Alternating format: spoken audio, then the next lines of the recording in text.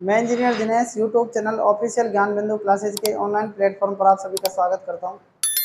आज हमारी number system में रिमाइंडर थ्योरम की 29वीं क्लास है। ठीक है, तो कल तक हम पढ़ चुके थे जो यूलर थ्योरम है और उसके हम प्रीवियस ईयर क्वेश्चन हम पढ़ चुके हैं। आज हम पढ़ेंगे और इम्पोर्टेंट कुछ क्वेश्चंस। मैंने आपको एक क्वेश्चन दिया है 4 की पावर 1012 बटा में 7। इसको देखो 3 मेथड से कैसे कर सकते हैं। सबसे पहला इसका बेसिक मेथड, फिर क्या है इसका हम फॉर्मेट थ्योरम से कैसे कर सकते हैं, फॉर्मेट,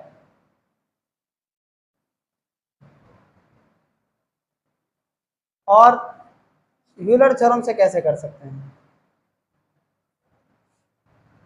ठीक है, देखो बेसिक से कैसे करेंगे। 4 की पावर कितनी है, 1012 है, बटा में क्या है 7। आप 7 का पहाड़ा बोलो। 7 का पहाड़ा अगर हम बोले तो 7 का पहाड़ा 7 एकम 7, 7 दूनी 14, 7 तिया 21, 7 चौक 28, 7 पंच 35, 7 छिंग 42, 7 सत 49, 7 8 56, 7 9 63। तो आप मुझे बताओ इसको मतलब 63 या 64 लिख सकते हैं, या तो इसको हम 64 लिखें या हम इसको 62 लिखें, है ना। तो 4 की क्यूब कितनी होती है, 64 होती है ना। तो 4 का क्यूब 3 का भाग हम ऊपर देंगे, इसमें कितना आएगा 3 तिया 9, 1 बचेगा 3 तिया 9, 2 बचेगा 3 सता 21, और क्या बच जाएगा 1 4 और बच जाएगा, बटा में कितना है 7। आप मुझे बताओ कि 4 का क्यूब का मतलब क्या होता है, 64 होता है कि नहीं होता बताओ, है ना। और 64 में हम 7 का भाग जब देंगे तो कितना आएगा बताओ, 64 में 7 का भाग देंगे तो 17 63, यानी ये 17 63 आ गया। इसको हटाकर क्या लिख सकते हैं 4 का क्यूब को 64, तो 64 17 63, तो बताओ शेषफल कितना बचेगा, और प्लस 1 की पावर क्या होगी 337 क्या होगी 1 ही होगी, और 1 को 4 से गुणा करेंगे तो क्या जाएगा रिमाइंडर 4 आ जाएगा। बात समझ में आ रही है कि नहीं आ रही है बताओ पहले आप। अरे बात आपके समझ में आ गई कि ना आ गई बताओ, आ गई बात समझ में। अच्छा, फॉर्मेट थ्योरम क्या कहती है, देखना 4 की पावर कितनी है 1012 और बटा में कितना है 7। फॉर्मेट थ्योरम क्या कहती है, फॉर्मेट थ्योरम कहती है कि नीचे क्या होना चाहिए, ये प्राइम नंबर होना चाहिए। क्या होना चाहिए, प्राइम नंबर। प्राइम नंबर है ये, है कि नहीं 7 प्राइम नंबर। अब यहाँ पर 7 है तो यहाँ पर क्या होना चाहिए 6। तो देखो 4 की पावर अगर मान लो यहाँ पर पावर 6 हो जाए तो आप 6 लिखो यहाँ पर इस तरीके से, और भाग दो किसका 7 का। जब 6 का भाग देंगे तो 6 एकम 6 4 बचेगा, 6 छिंग 36 कितना बचेगा 5, 6 48 क्या बच जाएगा बताओ। 4 की पावर कितनी बच जाएगी 4 बच जाएगी ना। अब इसका मान कितना हो जाएगा बताओ, इसका मान तो 1 हो जाएगा, छोड़ दो इसको आप। 4 चौक 16, 16 इंटू 16 ऐसे लिख सकते हैं। 7 का भाग 2 कितने बार बचेगा प्लस का 2 बच जाएगा, यहाँ पे कितना बच जाएगा प्लस का 2, और 2 में कितना जाएगा, तो रिमाइंडर कितना आ गया बताओ इससे 4 आ गया कि नहीं आ गया बताओ। समझ आ रही है मेरी बात, नहीं आ रही है। उसके बाद आगे ध्यान दो, यूलर थ्योरम क्या कहती है, देखो यूलर से कैसे करेंगे।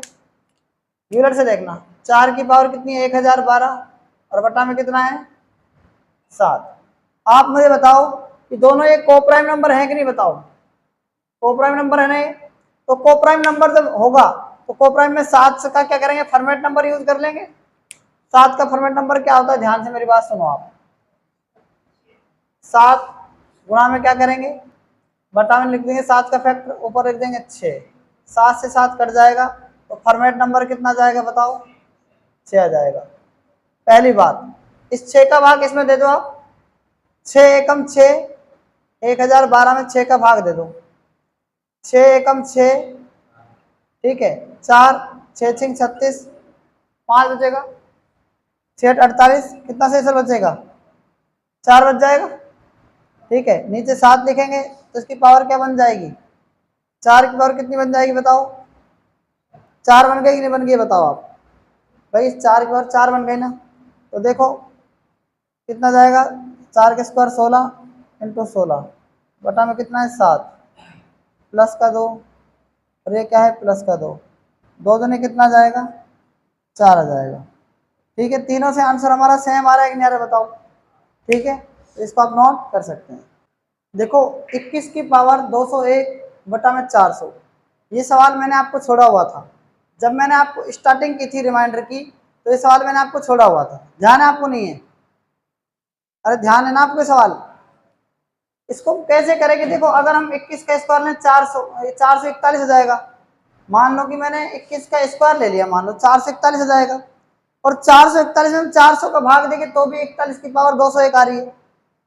बैटरी नहीं बैटरी बात समझ में? तो 441 की पावर 201 बटा में 400, तो कहने मतलब 400 को डिवाइड करेंगे तो फिर 41 की पावर 201 आ रही है। तो ऐसे सवालों को हम कैसे सोल्व करेंगे? ठीक है, तो ऐसे सवालों को हम द्विपद प्रमेय से सोल्व करेंगे, बाइनोमियल थ्योरम। तो बाइनोमियल थ्योरम मैंने आपको पढ़ा रखी है। बाइनोमियल थ्योरम क्या होती है? बाइनोमियल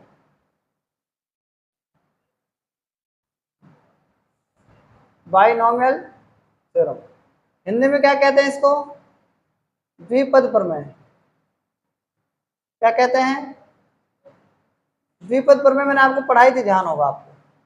ठीक है, क्या होती है देखो द्विपद प्रमेय, x प्लस a की पावर क्या है? n अगर है तो देखना क्या कर सकते हैं हम इसमें, यहाँ पर x प्लस a की पावर n है। ठीक है, तो हम इसके अंदर क्या करेंगे? सबसे पहले x की पावर क्या लिख सकते हैं इसको हम बताओ? x की पावर n को हम क्या लिख सकते हैं? देखना ध्यान से, n c और क्या लिखेंगे यहाँ पर? 0 लिख देंगे कि नहीं लिख देंगे बताओ? लिख देंगे n c 0। फिर क्या लिखेंगे? x की पावर n, n2 में a की पावर क्या लिखेंगे? 0 प्लस n c और क्या लिखेंगे यहाँ पर? 0 की जगह क्या लिखेंगे? हाँ 1 लिखेंगे क्या? अरे 1 लिखेंगे नहीं लिखेंगे? ठीक है, उसके बाद ध्यान से देखना, x की पावर n माइनस का 1 और a की पावर 0 नहीं, अब की बार 1 प्लस n c 2 x की पावर n माइनस का 2 और क्या करेंगे? a की पावर 2 प्लस, अब आप आगे देखना, आप ऐसे करके लास्ट क्या आएगा? लास्ट देखना क्या आएगा? अब जो a की पावर 2 है ना, इसको आप a की पावर क्या लिख देंगे? जहां वहां पर देखो जो a की पावर 0 थी ना, अब a की पावर n बन जाएगी। यहाँ पर लास्ट का वर्ड लिख रहा हूं मैं, यहाँ पर लास्ट a की पावर तो n लिख दी मैंने, a की पावर क्या लिख दी? वहां पर x की पावर n थी तो यहाँ पर a की पावर n, वहां पर x a की पावर 0 थी तो x की पावर यहाँ पर क्या आ जाएगी? 0। समझ पा रही बात? नहीं आ रही है? n c और 0 की जगह क्या जाएगा? जहां 0 थी वहां पर क्या जाएगा? n आ जाएगा। आगे प्लस, पीछे से दूसरा वर्ड, पीछे से दूसरा वर्ड n, इसमें देखना a की पावर n है ना, a की पावर आ जाएगी n माइनस का 1 और x की पावर 0 थी तो x की पावर क्या जाएगी? 1 आ जाएगी। उसके बाद n c n था ना, n c n माइनस का 1। क्लियर है ना बात? अब आप मेरी बात ध्यान से सुनना, 21 की पावर 201 के बटा में 400 है, तो 21 की पावर 201 को क्या लिख सकते हैं? ध्यान से सुनना, इसको हम लिख सकते हैं 20 प्लस में 1 21, 20 प्लस में 1 21 और बटा में क्या है? 400। ऐसा क्यों लिख रहा हूं वो आपको भी पता चल जाएगा। ठीक है, ऊपर क्या है? 201 इसकी पावर। आगे ध्यान से देखना, मैं इसको क्या लिख सकता हूँ? x की पावर, इसको x को लिख सकता हूँ 20 प्लस में 1 a की पावर 1 21, ऊपर क्या है? n, n का मान कितना है? 201। अब देखना n का मान कितना है? 201 है ना, और c और क्या है? 0। क्लियर है ना बात? प्लस, एक मिनट, x क्या है? x का मान क्या है? 20, 20 की पावर कितनी है? 201 और इनटू में क्या है? 1 की पावर क्या है? 0 प्लस, प्लस क्या है? 201 और c क्या है? यहाँ लिख रहा हूं मैं प्लस में, यहाँ प्लस करके यहाँ लिख रहा हूं। n क्या है? 201, c 1, x की पावर क्या है? x का मान क्या है 20 और 20 की पावर क्या है n का मान क्या है 201। 201 में से एक गए तो कितना बच जाएगा, और एक का मतलब 1 की पावर 1 का मतलब क्या हो जाएगा, गुणा में है ना ये, समझ में आ रहा है कि नहीं आ रहा। एक का मान कितना है 1 की पावर 1, प्लस में क्या कर रहा हूँ आगे ध्यान देना, प्लस में क्या कर रहा हूँ n का मान कितना है 201, c का मान कितना है नहीं पता 2, x का मान कितना है 20, इसकी पावर कितना है 201 में से 2 गए तो 199, और 1 का मतलब कितना है 1 की पावर 2। समझ में आ गया कि नहीं आ गया बताओ, कितना समझ में आ रहा है सवाल। आगे देखना, लास्ट का ले रहा हूँ, लास्ट की टर्म ले रहा हूँ मैं, n का मान कितना है 201 और c n minus 1, n minus 1 का मतलब क्या है 200। समझ में आ रही है बात नहीं आ रही है। आगे x की पावर कितनी है 1, यानी 20 की पावर 1, और a का मान कितना है 1, n माइनस 1 मतलब n का मान कितना है, n का मान 201 है ना, 201 में से 1 गए तो 200 ही बच जाएंगे ना, प्लस। समझ में आ रहा है कि नहीं आ रहा बताओ। ये आगे ध्यान देना, लास्ट का n का मान कितना है 201, c n का मान कितना है 201 है ना, x का मान 0, x का मान कितना है 20, 20 की पावर कितनी है 0 है ना, और इनटू a की पावर कितनी है, 1 की पावर कितनी है 201। आप इसको सोल्व करो थोड़ी देर के लिए, मतलब इसका जो ये आया ना ये वाला, इसको आप सोल्व कर सकते हैं, यहाँ पर मैं सोल्व कर रहा हूँ इसको। समझ में आ रही है मेरी बात नहीं आ रही है। आप मुझे बताओ कि नीचे कितना है 400 है, नीचे 400 है ना, और ऊपर आप देखना कोई भी मल्टीपल हो 20 का, मतलब 20 का कम से कम स्क्वायर करके देखो आप, 20 का कम से कम मतलब 2 घात लेके देखो, 20 की घात 2 करेंगे तो 400 आएगा, तो 400 नीचे 400 है तो 400 से 400 डिविजिबल हो जाएगा। 20 की अगर हम 3 घात करेंगे तो 20 की घात 3 मतलब 8000, 8000 में 400 का पूरा पूरा भाग जाएगा, तो इसका मतलब ये भी क्या हो जाएगा डिविजिबल। समझ में आ गया, ये भी क्या हो जाएगा डिविजिबल, 20 है ना इसमें, ये भी क्या हो जाएगा डिविजिबल। अब आप यहां पर देखना, अब आप लास्ट की 2 टर्म देखना, लास्ट की 2 टर्म कौन कौन सी हैं उनको देखना आप इस 201 C 200 को क्या कर सकते हैं बताओ, 201 C 200 को क्या कर सकते हैं। मैंने आपको बताया था अगर NCR है, NCR अगर है तो इसका मतलब फॉर्मूला क्या होता है फैक्टोरियल n, है ना, यही होता है ना, फैक्टोरियल n माइनस का r इंटू फैक्टोरियल r, यही होता है ना, यही होता है ना। तो 201 C 200 का मतलब क्या है फैक्टोरियल 201, फैक्टोरियल 201, और क्या है बटा में क्या है फैक्टोरियल 201 में से r घटा दो, 201 में से कितना घटाएंगे बताओ भाई, NCR है ना, 201 में से 200 घटा लो तो फैक्टोरियल क्या बच जाएगा, फैक्टोरियल 1 ही तो बच जाएगा, और गुणा में 200 है ना यहाँ पर, ये तो r का मतलब कितना है यहाँ पर, r का मीन्स क्या है 200 है, तो फैक्टोरियल 200 लिख देंगे इसको। समझ में मेरी बात आ रही है नहीं आ रही है बताओ पहले। आगे देखना, प्लस में क्या है आगे 201 C 201, तो क्या करेंगे फैक्टोरियल 201, आगे बटा में 201 में से 201 गए कितने बचेंगे 0, ये लिख देंगे फैक्टोरियल 0, गुणा में फैक्टोरियल 201, फैक्टोरियल 201। इसको भी सॉल्व करेंगे, 1 मिनट रुको। ये क्या है फैक्टर 20 की पावर 1 का मतलब 20 ही होता है, और इनको में 1 की पावर 200 मतलब 1 ही होता है प्लस। समझ में आ गया नहीं आए, फैक्टोरियल 201 में से 1 गए तो कितने बचेंगे 201, बटा में फैक्टोरियल कितना है 201 में 200 गए तो कितने बचेंगे 0, इंटू फैक्टोरियल कितना है 201, और गुणा में क्या है 20 की पावर 0 का मतलब 1 गुणा 1, ये 1 क्या जाएगा। समझ में आ गया कि नहीं आ गया। आप मुझे ये बता दो सबसे पहले कि फैक्टोरियल 201 को देखो, यहाँ पर मैं इसको मिटा रहा हूँ थोड़ी 2 मिनट के लिए। फैक्टोरियल 201 को क्या लिख सकते हैं फैक्टोरियल 200, और गुणा में क्या लिख सकता हूँ 201, ऐसे तो लिख सकता हूँ इसको मैं, बटा में क्या है फैक्टोरियल 1, इंटू में क्या है फैक्टोरियल 200, इस 200 से 200 कट जाएगा, कट जाएगा नहीं कट जाएगा। आगे देखना, आगे देखना, गुणा में क्या बचा है 20, आगे प्लस में, इससे ये कट जाएगा, कट जाएगा नहीं कट जाएगा बताओ। फैक्टोरियल 0 का मान कितना होता है 1 होता है, इस 1 से ये 1 कट जाएगा, कुछ नहीं बचा, क्या बचा है प्लस में 1। समझ में आ रही मेरी बात, लिखना जरूरी है क्योंकि सेम संख्या सेम संख्या भाग देंगे 1 आएगा।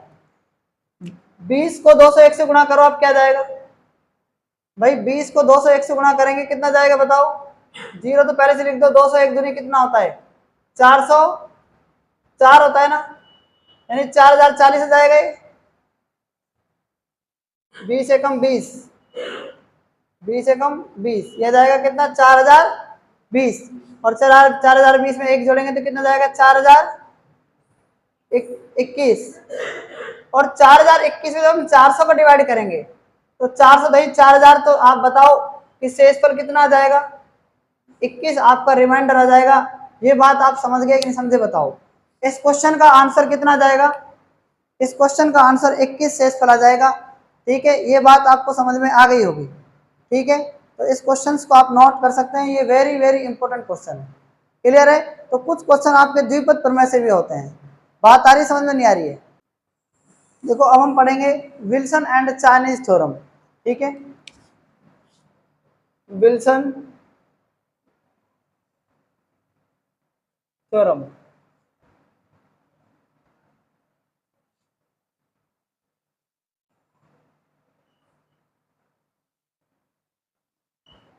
इसको हिंदी में कहते हैं विल्सन प्रमेय।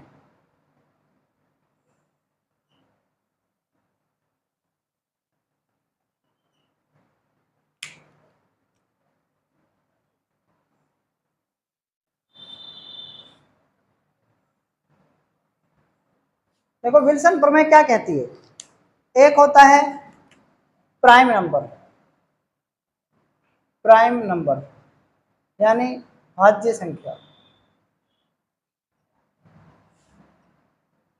ठीक है, एक होता है भाज्य संख्याएं, जैसे मैंने कहा आपसे 9, 9, 8, 6, 4, 12, 14, ये क्या है, एक मिनट सॉरी,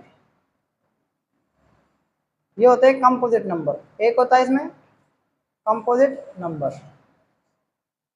कंपोजिट नंबर का मतलब क्या होता है, भाज्य संख्याएं। भाज्य संख्याएं वो होती हैं जो एक के अलावा और सम के अलावा किसी अन्य तीसरी संख्या से भी डिविजिबल हो जाती है। देखो इसमें 1 का भाग जाएगा और 3 का, और किसका जाएगा 9 का जाएगा, इसके अलावा 3 का भी जाएगा। 8 में 1 का जाएगा, 8 का जाएगा, और इसके अलावा 2 का जाएगा, 4 का जाएगा। ऐसी संख्याओं क्या कहते हैं, भाज्य संख्याएं। इसमें 1 का जाएगा, 6 का जाएगा, 2 का जाएगा और 3 का जाएगा। 4 में 1 का जाएगा, 4 का जाएगा, और इनके अलावा 2 का जा रहा है। 12 में 1 के अलावा, 12 के अलावा 2 का जाएगा, 6 का जाएगा, 3 का जाएगा, 4 का जाएगा। 14 में भी 1 के अलावा और 14 के अलावा 2 का जाएगा, 7 का जाएगा। ऐसी संख्याएं क्या कहलाती हैं, भाज्य संख्याएं कहलाती हैं। एक तरफ मैं बात कर रहा हूं अभाज्य संख्याओं की, किसकी बात कर रहा हूं, अभाज्य संख्या। इसको क्या कहते हैं, प्राइम नंबर।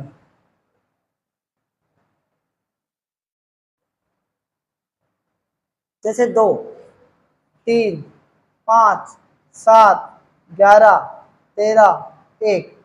देखना 2 जो है ना, 2 है ना, इसमें 1 के अलावा और 2 के अलावा कोई डिविजिबल नहीं है। 3 में क्या है, 1 और 3 के अलावा और किसी संख्या का भाग नहीं जा रहा है। 5 में 1 और 5 के अलावा कोई भाग नहीं जाएगा। 7 इसमें, 7 में 1 और 7 के अलावा कोई भाग नहीं जाएगा। 11 में 1 और 11 के अलावा कोई भाग नहीं जाएगा। 13 में 1 और 13 के अलावा कोई भाग नहीं जाएगा। लेकिन जो 1 है ना वो क्या है, देखो इसमें कौन सा 1 का भाग जा रहा है, 1 का, फिर 1 का, कौन सा 1 का, दोनों इक्वल हैं। इसलिए जो 1 है ना वो ना तो क्या है भाज्य है और ना ही क्या है अभाज्य है। बात आ रही है कि नहीं आ रही समझ में। तो विल्सन प्रमेय क्या कहती है, विल्सन प्रमेय ये कहती है अगर नीचे बटा में क्या है p है तो ऊपर क्या होगा, फैक्टोरियल p माइनस 1 होगा, फैक्टोरियल p माइनस 1 होगा। ये थ्योरम क्या है, p यहाँ पर क्या है, प्राइम नंबर है। p यहाँ पर क्या है, प्राइम नंबर।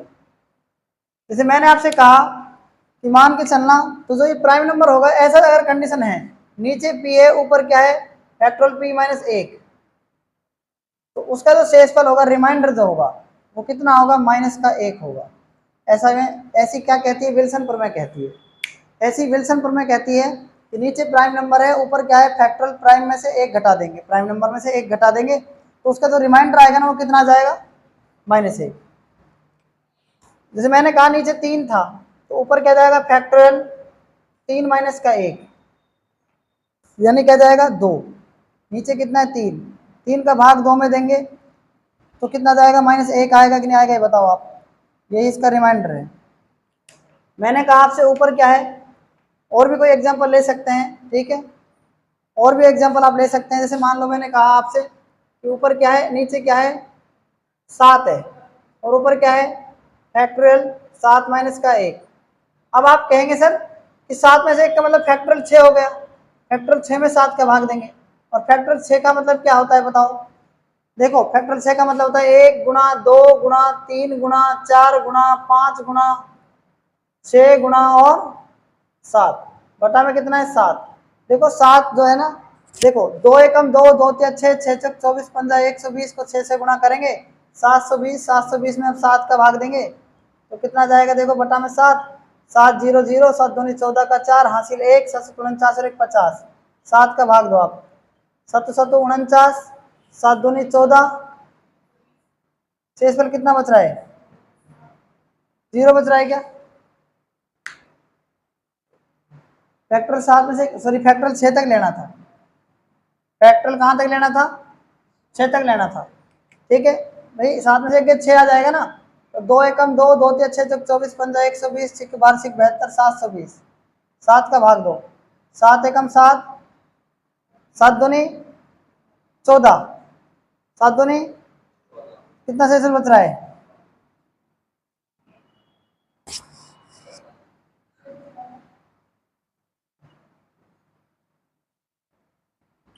6/7।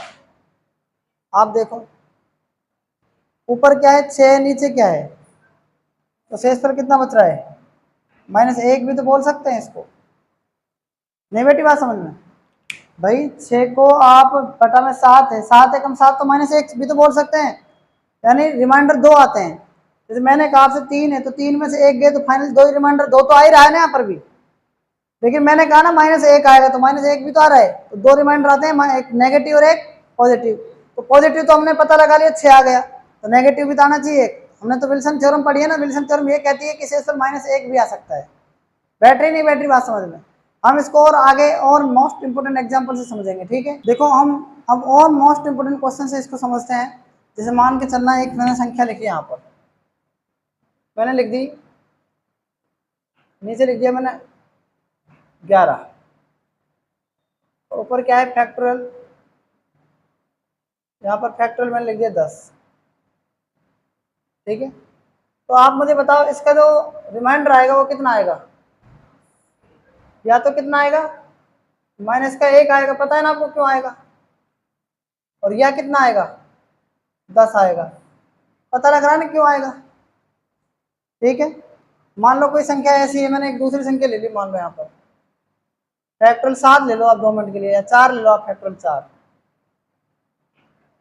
यहाँ पर लिख लिया मैंने, आप लिख दिया यहाँ पर फैक्टोरियल 5, और यहाँ पर बताओ ये 5 संख्या है, यहाँ पर ये प्राइम नंबर है ना 5 है ना, और प्राइम में से 1 घटा दो आप, कितना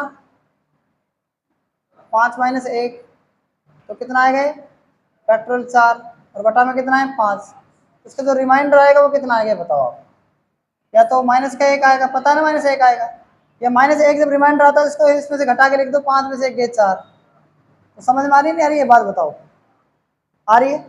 मैंने एक एग्जांपल और ले लिया, मान लो यहाँ पर मैंने ले लिया यहाँ पर फैक्टोरियल सॉरी 3 ले लिया, और फैक्टोरियल 3 में से 1 घटा दो, क्योंकि ये घटा कर लिखते हैं तो ये इसका रिमाइंडर क्या आता है पता है आपको, कितना आता है -1, और क्या आएगा यहाँ पर 3 में से इसको घटा के लिख देंगे तो 2, रिमाइंडर यही तो आता है। लेकिन मैंने एक संख्या ले ली यहाँ पर, मान लो मैंने एक संख्या क्या ली, मैं और एग्जाम्पल से बात कर रहा हूँ,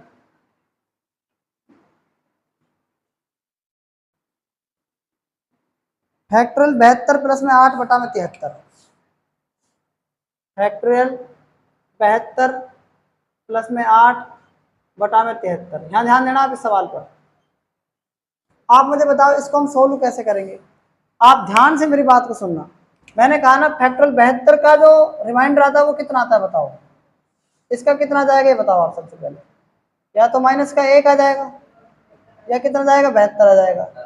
तो आप क्या करेंगे, इस 72 की जगह क्या लिख सकते हैं, माइनस का 1 और प्लस में 8 बटा में क्या जाएगा 73। सिंपल सा सवाल है, 8 में से 1 गए 7 बटा में 73। तो इसका रिमाइंडर आ जाएगा वो कितना जाएगा 7 आ जाएगा, क्योंकि 8 में से 1 गए 7। 5 सवाल देखो, फैक्टोरियल 100 माइनस 10 बटा में क्या है नीचे 101। आप मेरी बात ध्यान से सुनना इसको। मैंने लिख दिया फैक्टोरियल 100 माइनस 10 बटा में 101। अब ध्यान से सुनना, फैक्टोरियल जो 100 है ना, इसका रिमाइंडर क्या जाएगा, क्योंकि 101 से 1 कम है फैक्टोरियल के अंदर, तो 100 इसका रिमाइंडर माइनस 1 आ जाएगा। और माइनस का 10 बटा में कितना है 101। और माइनस 10 और माइनस 1 कितना जाएंगे, माइनस के 11 बटा में कितना है 101। फाइनल रिमाइंडर क्या जाएगा, 101 में से किसको घटा कर लिख सकते हैं माइनस के 11 को। तो रिमाइंडर क्या जाएगा बताओ 90 आ जाएगा। ये इस क्वेश्चन का क्या हो जाएगा राइट आंसर हो जाएगा। बात आई कि नहीं समझ में बताओ। 5 बटा में 7 वेरी वेरी इंपॉर्टेंट क्वेश्चन है। कैसे करेंगे इस क्वेश्चन को ध्यान से देखना। मैंने आपको विल्सन थ्योरम लिखवाई है। विल्सन थ्योरम क्या कहती है कि नीचे अगर 7 है तो फैक्टोरियल के अंदर क्या होना चाहिए 7 माइनस 1 यानी 6 होना चाहिए। तो आप मुझे बताओ यहाँ पर कि इसको मैं क्या लिख सकता हूँ। इसको मैं ऐसे लिख सकता हूँ फैक्टोरियल 6 और बटा में 7, ऐसे अगर मैं लिखूँ तो आप मुझे बताना इसका जो रिमाइंडर आएगा वो कितना आएगा बताओ। वो कितना आएगा इसका रिमाइंडर, माइनस का 1 और कितना आएगा 6, यही आएगा रिमाइंडर। यानी 2 रिमाइंडर आएंगे आपके। बात आ रही है कि नहीं आ रही समझ में। मैं आपसे कह दूं कि फैक्टोरियल 6 बटा में 7 इसका रिमाइंडर लास्ट में क्या आ रहा है, आपने कहा ना सर 6 आ रहा है, लास्ट फाइनल रिमाइंडर तो 6 ही आ रहा है ना।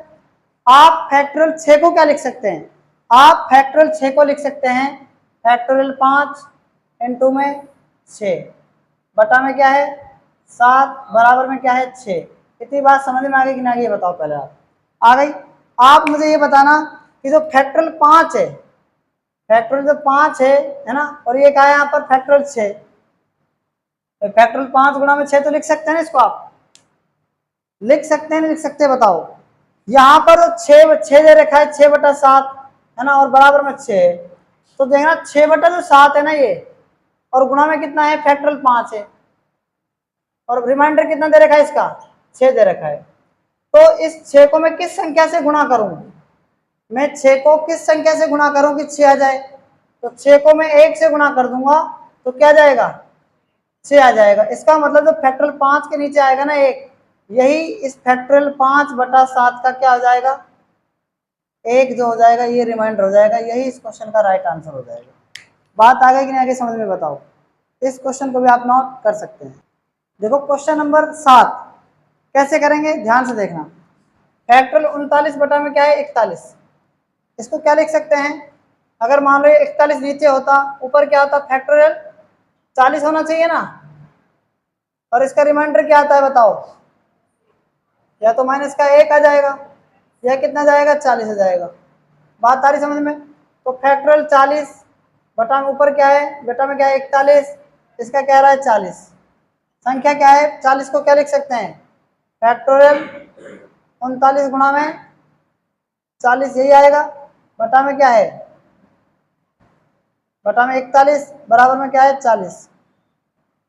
ठीक है, आप मुझे बताओ कि ये फैक्टोरियल 39 है, ये फैक्टोरियल क्या है 39, तो 40 को किससे गुणा करें बताओ, 1 से गुणा करें तभी 40 आएगा ना। तो 1 गुणा 40 बटा में क्या है 41 बराबर 40 आ रहा है। तो जो 1 किसके नीचे है फैक्टोरियल 39 के नीचे है। ठीक है, फैक्टोरियल 39 के नीचे 1 है, तो इसका रिमाइंडर क्या जाएगा बताओ 1 आ जाएगा। इस क्वेश्चन को भी आप नोट कर सकते हैं, छोटा क्वेश्चन है। कैसे करेंगे इसको सोल्व बताओ। देखो यहाँ पर क्या होना चाहिए, मैंने आपको बताया ये क्या है फैक्टोरियल 14 बटा में 17 है, तो फैक्टोरियल क्या होना चाहिए 16 और बटा में क्या होना चाहिए 17 होना चाहिए ना। इसका रिमाइंडर क्या आता है? या तो क्या आता है माइनस का 1 आता है, या फिर क्या आता है इसका 17 में से 1 गए 16, यानी दो रिमाइंडर आएंगे आपके, है ना, एक तो नेगेटिव और एक पॉजिटिव। अब हम क्या कर सकते हैं, ध्यान से देखना। जो ये फैक्टोरियल 16 है, यहाँ पर क्या है फैक्टोरियल 14, तो देखो फैक्टोरियल 16 तक इसमें कैसे लिखेंगे अपन, फैक्टोरियल 14 और आगे फैक्टोरियल क्या लिखेंगे, ओनली क्या लिखेंगे 15 और क्या लिखेंगे 16। कितना है बाहर लास्ट में, नीचे कितना है 17। इसका शेषफल कितना आता है बताओ, 16 आएगा। अरे 16 आ जाएगा नहीं जाएगा बताओ आप, ठीक है। अब आप मुझे बताओ 17 में आप 17 का भाग अगर 15 में देंगे तो कितना जाएगा, माइनस का 2। 17 का भाग 16 में देंगे तो कितना जाएगा, माइनस का 1, और कितना है नीचे 16।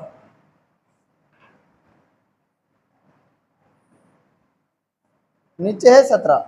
देखो फैक्टोरियल 14 ऐसे कैसे रहने दो, नीचे क्या है 17, 2 को 1 से गुणा करेंगे 2 और माइनस माइनस प्लस, गुणा में क्या है 2, बराबर में क्या है 16। यहाँ तक। अब फैक्टोरियल 14 ऐसे कैसे ही, और -2 को -1 से करेंगे प्लस का 2, तो क्या है 17, बराबर में कितना है 16। तो 2 पहले से ही है यहाँ पर, तो इसका मतलब फैक्टोरियल 14 की जगह क्या होना चाहिए, 8 होना चाहिए ना यहाँ पर। 8 8 गुणा में 8 को किससे गुणा करें, यानी 2 को किससे गुणा करें कि 16 आ जाए, तो इसका मतलब क्या जाएगा, ये इसका रिमाइंडर क्या जाएगा, रिमाइंडर 8 आ जाएगा। बात आ रही समझ में नहीं आ रही है, क्योंकि फैक्टोरियल 14/17 का कैलकुलेट करना है हमको, तो ठीक है ना। इस क्वेश्चन को आप नोट कर सकते हैं, ठीक है। पहली बात तो आप कंपोजिट नंबर पता करो कि कंपोजिट नंबर क्या होता है। मैंने आपको कल बताया था कंपोजिट नंबर क्या होता है। देखो कंपोजिट नंबर क्या है, 4 6 8 9 10। कल मैंने आपको बताया था, लेकिन जो विल्सन थ्योरम थी ना वो प्राइम नंबर पर आधारित थी। प्राइम का मतलब अभाज्य और कंपोजिट का मतलब भाज्य, ठीक है। आप इसमें पीछे लिख सकते हैं भाज्य संख्या किसे कहते हैं, जिसमें सम और 1 के अलावा अन्य संख्याओं का भी भाग जाता है, इसमें क्या कहते हैं, भाज्य संख्या या कंपोजिट नंबर कहते हैं। तो ये कंपोजिट नंबर है। तो ये कंपोजिट नंबर क्या है, नीचे अगर कंपोजिट नंबर है तो फैक्टोरियल में से आप क्या कर दो, c-1 कर दो, ये आपका क्या बन जाएगा, कंपोजिट नंबर बन जाएगा, ठीक है। और इसका जो रिमाइंडर आएगा ना, वो रिमाइंडर क्या जाएगा बताओ, तो 0 होगा। रिमाइंडर क्या होगा, 0 होगा। बात आगे की समझ में नहीं आई। अगर यहाँ पर मान लो प्राइम नंबर में से फैक्टर में प्राइम में से 1 कम कर दें तो उसका रिमाइंडर -1 आता है, और वो थ्योरम कौन सी होती है, विल्सन थ्योरम। इसलिए विल्सन थ्योरम और चाइनीज थ्योरम को एक साथ आपको पढ़ना है, ठीक है। समझ में आ रही है मेरी बात। अगर मान लो मैं आपसे कह दूं, मैंने जैसे एक एग्जांपल ले लिया यहाँ पर, मैंने एक पहला एग्जांपल ले लिया यहाँ पर, जैसे मान के चलना कि नीचे 6 है और ऊपर क्या है, ऊपर क्या जाएगा बताओ, फैक्टोरियल 6 माइनस का 1। क्लियर है ना ये बात। आप इसको सोल्व करो, 6 में से 1 गए 5, तो फैक्टोरियल 5 का मतलब क्या होता है,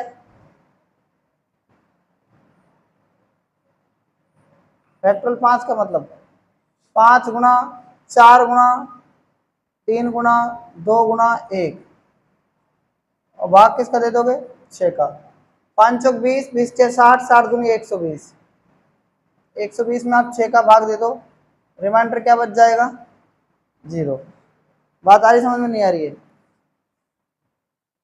दूसरा क्वेश्चन ले लो, जैसे मान लो फैक्टोरियल क्या है, नीचे कितना था 8 था, 8 - 1 कम कर दो, कितना जाएगा फैक्टोरियल, 7 आ जाएगा, बटा में कितना है 8।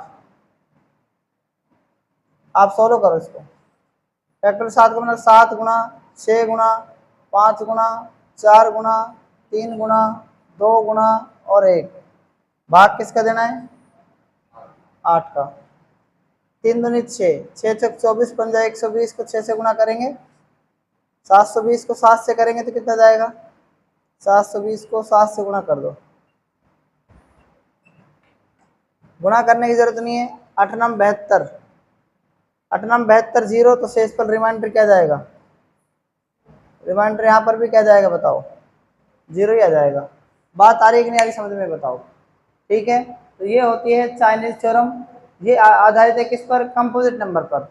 जो हमने कल पढ़ी थी विल्सन थ्योरम, वो आधारित थी प्राइम नंबर पर। क्लियर है ना ये बात। तो इस क्वेश्चन को भी आप नोट कर सकते हैं। देखो 227 की पावर क्या है 25, और भाग में क्या है 15। इसको सबसे पहले बेसिक मेथड से कैसे करेंगे, इसका बेसिक देखो। सबसे पहले बेसिक से कैसे करेंगे, इसको बेसिक मेथड से कैसे करेंगे, ध्यान से देखिए। 227 में 15 का भाग देंगे। जब 15 का भाग 227 में देंगे तो शेष पर क्या बचेगा, 15 एकम 15, 7 15 75, 2 बचेगा। तो 2 की पावर क्या बच जाएगी, 25 हो जाएगी ना।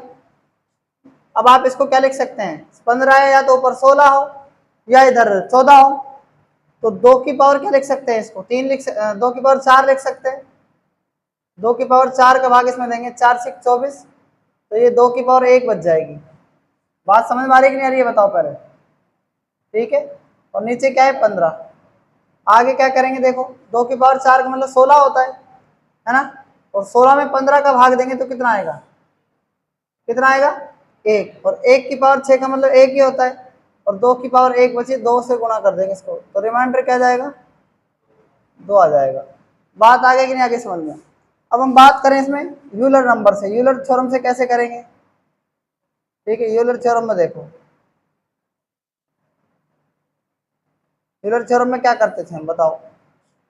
यूलर थ्योरम में क्या करते थे, देखो 227, इसकी पावर क्या है 25, और भाग में क्या है 15। सबसे पहले 15 का यूलर नंबर पता करो, पहला स्टेप यही देना है ना। 15 का क्या करेंगे, यूलर नंबर पता करेंगे। कैसे करते हैं यूलर नंबर, नीचे लिखेंगे 3 गुणा 5, 3 5 15, और क्या करेंगे 3 में से 1 गए 2, 5 में से 1 गए 4, और गुणा में क्या कर देंगे 15 से गुणा, इससे ये कट जाएगा, 4 दूनी 8, क्या बच गया, यूलर नंबर पता कर लिया हमने, कितना आ गया 8। आपका सेकंड स्टेप क्या होता था, 8 का भाग किस में देंगे 25 में देंगे, 25 में 8 का भाग दे दो, शेष पर कितना बचेगा 1 बचेगा। तो 227 की पावर क्या बच जाएगी 1 बच जाएगी ना। और 227 की पावर का मतलब 1 का मतलब क्या होता है 227 ही होता है। 227 में आप किसका भाग दे देंगे 15 का, 15 एकम 15, और 15 75 से रिमाइंडर क्या बच जाएगा। बात आगे कि नहीं आगे समझ में बताओ। दोनों से हमारा इक्वल आ रहा है आंसर, हमारा आंसर दोनों से इक्वल आ रहा है कि नहीं आ रहा है बताओ। अब हम तीसरा इस मेथड से कर सकते हैं इसको, क्या हम इसको चाइनीज थ्योरम से कर सकते हैं क्या, चाइनीज थ्योरम से कर सकते हैं कि नहीं कर सकते बताओ, क्योंकि यहाँ पर फैक्टोरियल नहीं है। बात आ रही समझ में नहीं आ रही है, तो इसको हम चाइनीज थ्योरम से नहीं कर सकते। ठीक है, तो इस क्वेश्चन को आप नोट कर सकते हैं।